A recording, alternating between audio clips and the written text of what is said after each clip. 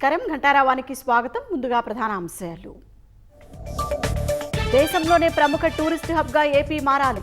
పర్యాటకాభివృద్ధిపై సమీక్ష నిర్వహిస్తామన్న CM.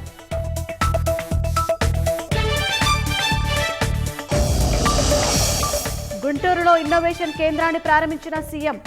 AI వినియోగంపై ప్రదర్శన తిలకించిన చంద్రబాబు.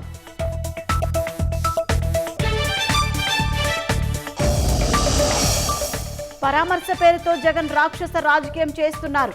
వైసీపీ మానవత్వం లేని పార్టీ అన్న మంత్రి కొండపల్లి.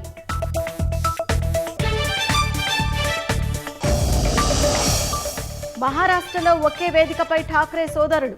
హిందీ తప్పనిసరిన కేంద్ర నిర్ణయంపై పోరుబాట.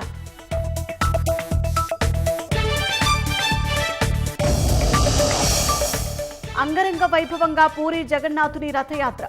వివిధ ప్రాంతాల నుంచి తండోపతండాలుగా భక్తులు.